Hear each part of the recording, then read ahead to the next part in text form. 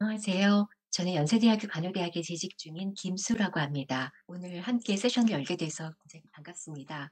유전성 유방암에 대해서 들어보신 분들이 많으실 텐데요. 오늘은 가족과 함께 미래 가꾸기에 대해서 알아보고자 합니다. 제목은 흐르는 광물처럼으로 잡아봤습니다. 먼저 이해상충이 없다는 것을 말씀드리고요. 유전자가 가족 안에 흐르고 있대요. 유전자가 대물림되고 있대요. 라는 이야기들을 국내에서도 많이 하시고 스위스에 계신 분들도 이렇게 표현을 합니다. 마치 거스를 수 없는 것들 안에서 고스란히 영향을 받고 있는 것 같은 느낌으로 또 스며 있는 걸 느낄 수가 있는데 유전성 유방암이라고 할 때 실은 유방암만 생각하는 것이 아니라 유전성 유방암 난소암 증후군 HBOC라고 말하는 종합적인 증후군 안에서 가족 내 유전자가 있구나가 확인이 된 상태라고 할 수 있겠습니다. 이와는 조금 다르게 가족성 유방암이 있는데요. 가족 중에 다양한 암, 유방암을 포함한 다양한 암이 있더라도 또 때로는 유전자와 관련이 있다고 확인이 되고 있지만 점점 그 유전자의 영향력이 암 발생 자체에는 미미한 것으로 지금까지는 알려져 있습니다. 그래서 유전성 유방암과 가족성 유방암은 엄밀히 말하면 다른 것이죠. 여기 그림을 보시면 가계도라고 말하는 것입니다. 가족 안에서의 여러 가지 암과 관련성을 살펴보기 위한 건데요. 검정색으로 칠해진 것은 암이 발견된 가족이라는 것이고요. 동그라미는 여성, 네모는 남성을 의미합니다. 가운데 이렇게 분홍색으로 표시된 분이 유방암으로 발견이 되었고 유전자가 발견된 분이라고 친다면 이분에게는 지금 남동생 한 명, 암이 발견된 여동생, 암이 없는 남동생, 그리고 암이 발견된 남동생이 있습니다. 또 위로는 부모님, 그리고 본인의 자녀가 지금 이남, 이녀인 것을 볼 수 있죠. 가족 안에 유전자가 이어질 수 있는가라고 말을 할 때 이 가계도를 그리는 가장 기본적인 개념 중에 1등 친가족, 2등 친가족, 3등 친가족의 개념이 있습니다. 그래서 이런 개념들을 이제 볼 때 유방암, 난소암 증후군이 추정된다 이렇게 볼 수 있겠습니다. 말씀드린 것처럼 모계 또는 부계 모두 다 해당이 되죠. 이 유전자라는 말을 계속 쓰고 있는데 예전에는 저희가 돌연변이라는 표현을 썼습니다. 지금은 그런 부정적인 뉘앙스보다는 병인성 또는 병원성, 그래서 병을 일으키는 요인이 되는 변이라고 부르고요. 가장 유명한 것들이 브라카1 또는 2, 그리고 체크2, 8B2, ATM 등등 또 계속적으로 연구를 통해 많은 것들이 밝혀지고 있습니다. 고위험군에 대한 설명들이 이렇게 되어 있고요. 실제 오른쪽에 보시면 브라카1 또는 2 변이와 관련된 유전성 암의 위험은 얼마일까를 살펴보면 난소암 중에서 전체의 10에서 15%, 유방암은 5에서 10%로 그렇게 많지는 않습니다.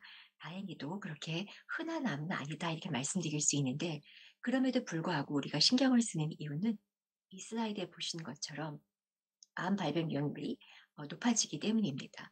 위에 보시면 여성 보임자의 경우 일반인들은 유방암 발생률이 어, 생애 전반에 걸쳐 3%, 또 문헌에 따라서는 10% 정도로 편차가 있는데 브라카 원도는 2인 경우에는 85% 이상의 발병률이 높아지게 되죠.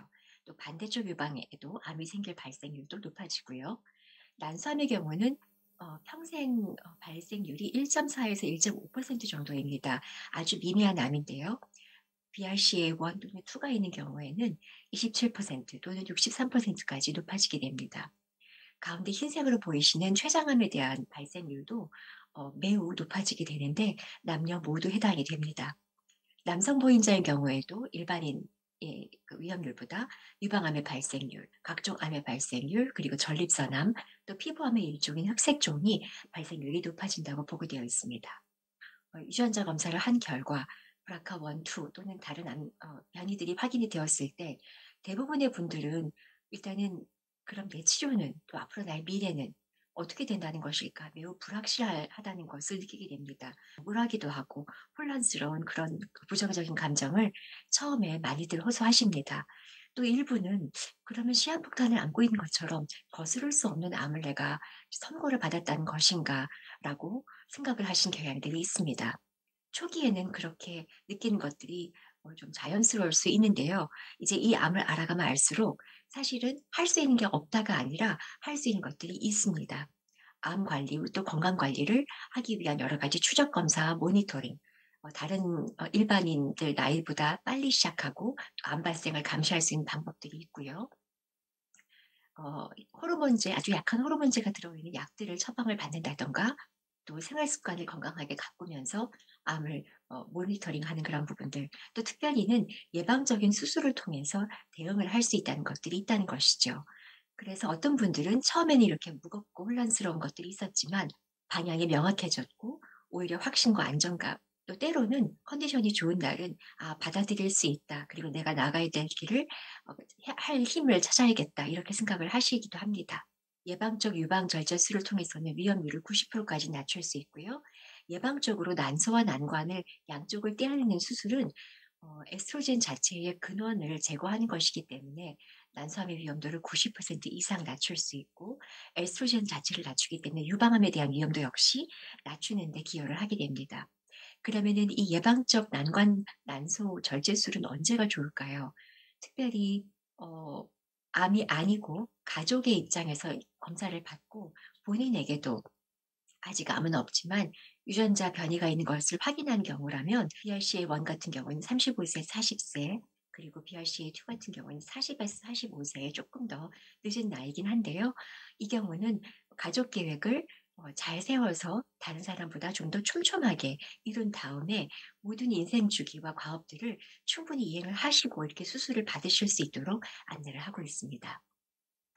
많은 분들이 안젤리나 졸리 덕분에 유전자 검사에 대해서 알게 되는 좋은 효과도 있었지만 벌써 이제 10 년이 넘었기 때문에 지금은 계속적인 정보와 또 내용들이 또 환자분들의 경험도 확인해 가고 있기 때문에요.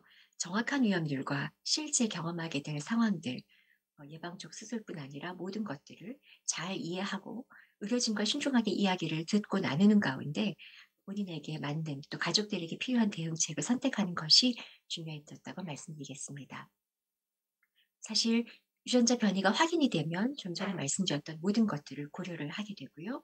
변이가 없다면 일반인과 똑같은 정도의 위험률이기 때문에 어 일반적인 그 건강한 생활 습관과 암 검진을 받으시면 되겠죠. 그런데 이제 문제는 가족들에게 유전자 검사를 하게 하려면 가족들에게 나의 유전자 검사 결과를 알려야 되겠죠. 이건 세계적으로도 마찬가지인데요. 가족들에게 내가 이러한 변이가 있다라고 이야기할 책임감과 의무감은 보인자 본인에게 있습니다. 개인정보 차원에서도 매우 민감한 일이라 그렇습니다.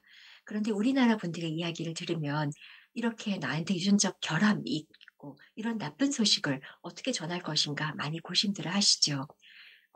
실은 결함이나 나쁜 소식으로만 볼 것인가 한번 생각을 해볼 일이고요. 조금 이따 말씀드리겠습니다. 또 동시에 지금 우리들 대부분은 유방암을 통해서 이 변이를 알게 되었기 때문에 나 자신도 아직 암 치료 중에 있고 회복 중에 있어서 많이 버겁고 어렵고 혼란스러운 상태인데 이런 와중에 어떻게 가족들에게 알릴 것인가 이제 고민들을 하시게 되죠. 그러나 동시에 이 책임감이 나한테 있다는 것을 아시기 때문에 책임감에 대해서 어떻게 대응을 할 것인가는 우리가 많은 분들의 이야기를 친친면담을 통해서 한스위스 국제협력연구로 들어봤습니다. 여기 5가지 유형이 있다는 것을 알게 되었는데요. 먼저 말씀드릴 것은 이 책임감의 유형은 한 사람이 모든 가족원들에 대해 한 가지 유형만 유지한 것은 아닙니다. 다양한 유형들을 때때로 또 가족들과의 관계에 맞게 다양하게 구상을 하고 활용을 하신다는 거였어요. 첫 번째가 설득하기 유형인데요. 이 설득하기 유형은 매우 전투적으로 가족원이 그 사실을 받아들이고 유전자 검사를 할 때까지 어떻게 보면 책임감을 매우 강하게 가지고 설득하는 유형이라고 말씀드릴 수 있습니다. 스위스 분의 이야기인데요. 이분은 유방암입니다. 이 정보를 나누지 않은 건 무책임하죠. 가족도 영향을 받는 건데 나누지 않을 이유도 없고 다른 사람에게 일어나면 안 되는 그런 그 소명감에 열정이 붙는다라는 표현을 합니다. 내가 이걸 고쳐낼 수 있고 다른 여성들도 절대로 일어나지 않게 하겠다고 유방암으로 진단받은 여성들이라면 모두 남들을 살려야 되겠다는 미션에 뛰어들게 된 것 같다. 이런 식의 표현을 해주셨습니다. 두 번째 유형은 지지하기 유형인데요. 많은 정보를 주고 가족들에게 때때로 얘기를 하지만 그렇게 강압적인 것을 하지는 않는 유형이라고 보실 수 있습니다. 마찬가지로 스위스 분의 이야기인데 다른 분입니다.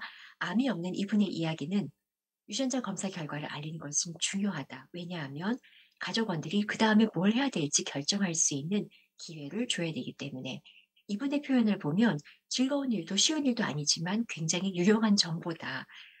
만약에 이전에 우리가 알았더라면 어땠을까를 고심할 필요가 없게 하고 적절한 선택을 할 수 있게 한다는 거죠. 또 한국에서 참여하신 젊은 유방암 환자의 분 이야기인데요. 우리 가족은 그 얘기를 피해요. 뭔가를 얻어낼 수 있는 기회로 보지 못하더라고요. 생각하고 싶어 하지도 않고 듣고 싶어 하지도 않으세요. 문화적인 영향이 있다고 생각하죠.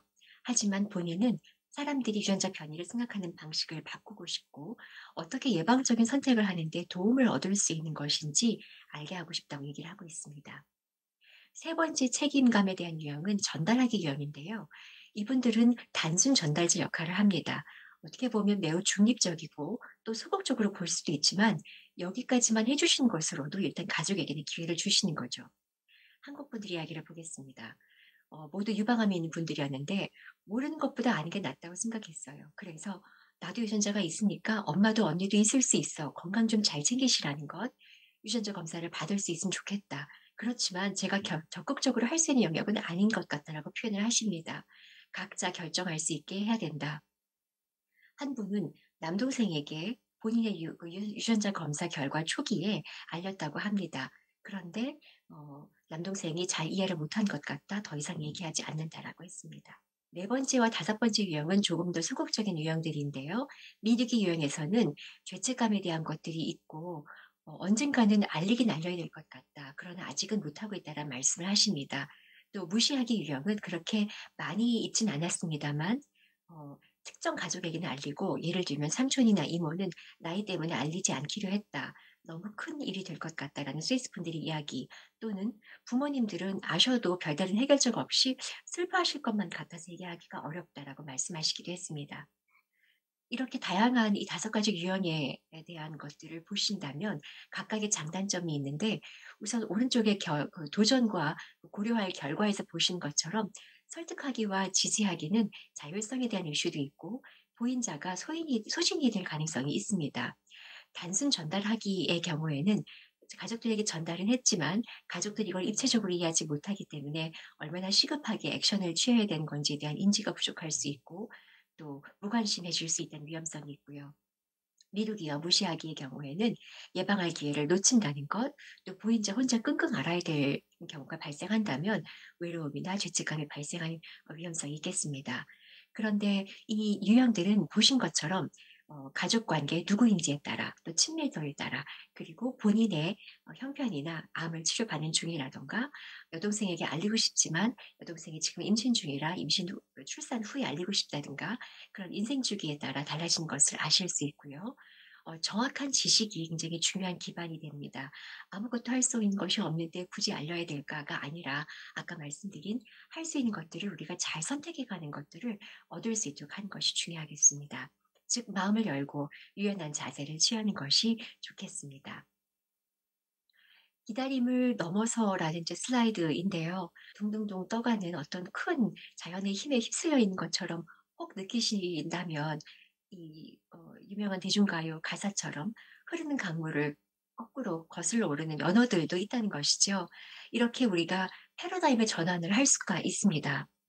죽을 힘 다해서 살아야 된다라는 그런 뭐 경고의 메시지가 아니라 단번에 모든 것이 이루어지지 않더라도 괴테의 명언처럼 서두르지 않듯이 멈추지 않는 마음으로 조금 때로는 긴 호흡을 가지고 멈추지 않고 우리가 필요한 지점까지 나의 건강과 암 예방을 위한 결정들을 지혜롭게 하는 것.